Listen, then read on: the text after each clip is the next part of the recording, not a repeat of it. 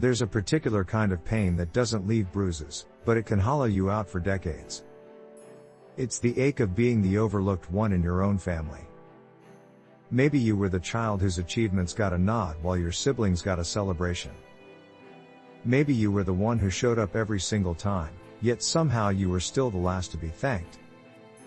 If you've ever sat at a family dinner table feeling invisible, this message is for you. I want to tell you something that took me years to understand.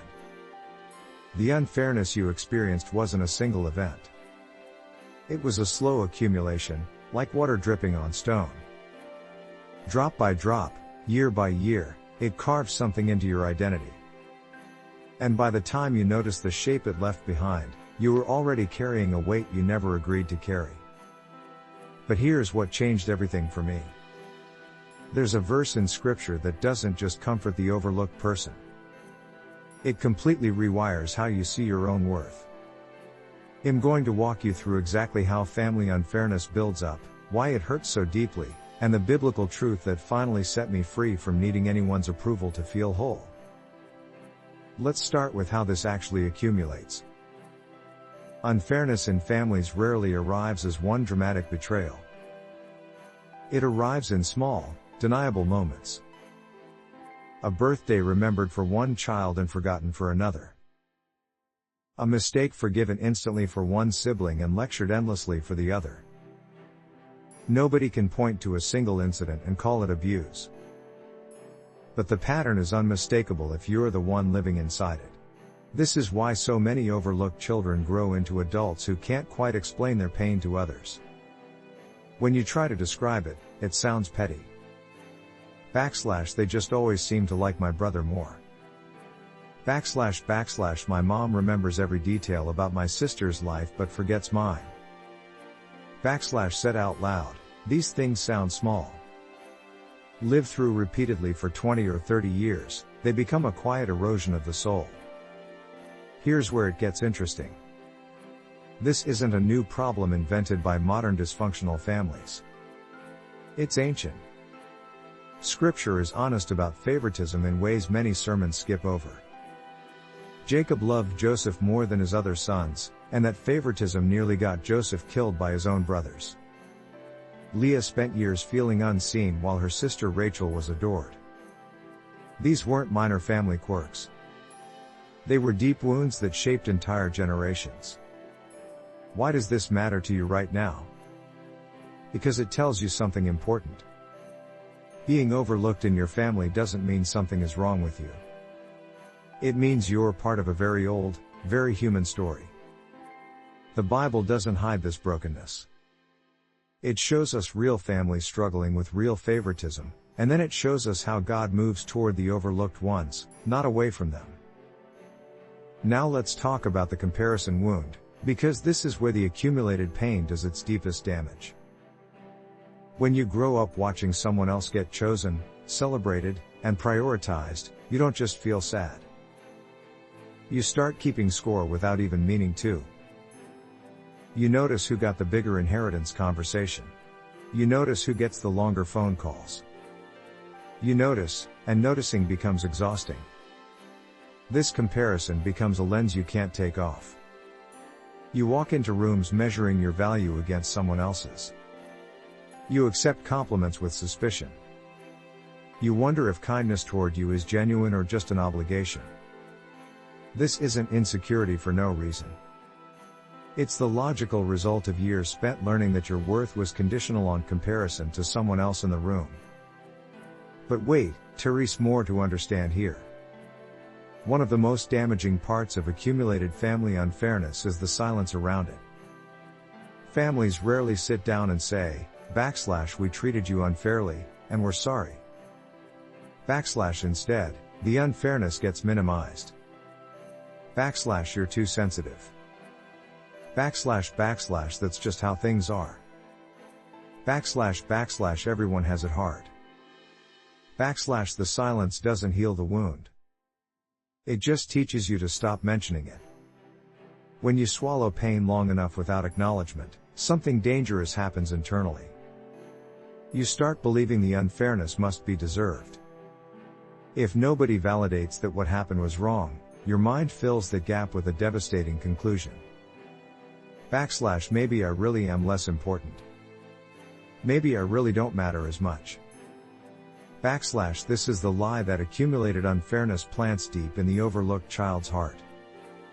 This is the critical part of the whole story, so stay with me. That lie, I don't matter, is not a fact. It's an interpretation built from repeated experience, and interpretations can be challenged with truth. This is exactly where scripture stepped into my life and completely dismantled the lie I had believed for over 2 decades. The verse that changed everything for me is Psalm 27:10. It says, "Though my father and mother forsake me, the Lord will receive me." Read that again slowly. This verse doesn't pretend family rejection isn't real. It doesn't say, "Your parents definitely love you equally, you're just imagining things." It acknowledges something painfully honest. Sometimes parents do forsake, whether through outright abandonment or through the quieter forsaking of favoritism and neglect. But then the verse pivots to a promise that reshaped my entire identity. Even if that forsaking happens, God receives. Not tolerates. Not overlooks. Receives, like a father running to embrace a child coming home. The overlooked person in the family is not overlooked by God. In fact, Scripture repeatedly shows God moving specifically toward the ones the world, and sometimes even their own families, pushed aside. Think about Hagar in the wilderness, cast out and forgotten by the people who should have protected her. In her lowest, most invisible moment, she encounters God and calls him /LROI, the God who sees me. Not the God who sees everyone in general, but the God who saw her specifically, in her specific pain, when no one else did. That name alone should undo years of feeling invisible.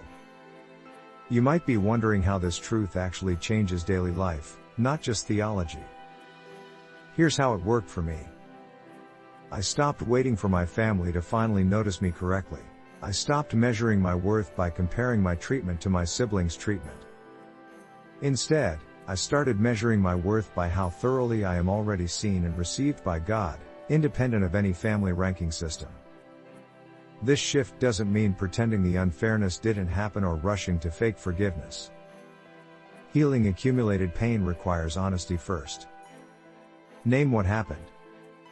Acknowledge the years of feeling second, forgotten, or dismissed. Grief and clarity have to come before genuine release. Skipping this step just buries pain deeper, it doesn't resolve it. Once you've named the pain honestly, the next step is releasing the demand for your family to validate it. This is incredibly hard, but incredibly freeing. You can acknowledge, what happened to me was unfair, without needing your parents or siblings to ever agree with that assessment. Their agreement was never actually the source of your worth. It only felt that way because you were looking for validation in the wrong place for years. Boundaries become an act of faith at this point, not bitterness. If certain family patterns continue to reinforce the old unfairness, choosing distance or limits isn't betrayal. It's stewardship of the healing God is doing in you. You are allowed to love people from a boundary. You are allowed to attend fewer gatherings that consistently reopen old wounds. Protecting your peace is not selfish, it's wise. Here's something else worth mentioning, because it surprised me deeply. Many overlooked children eventually become the most compassionate people in a room, precisely because of their pain. You learn to notice the person nobody else notices at a party, because you remember what invisibility feels like. Your wound, once healed, becomes a strange kind of gift you didn't ask for but can now use to comfort others walking the same road. Let's also address something practical.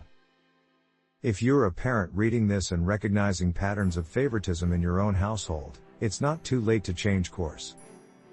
Naming favoritism honestly with your children, even as adults, and actively correcting it, can begin repairing decades of accumulated damage.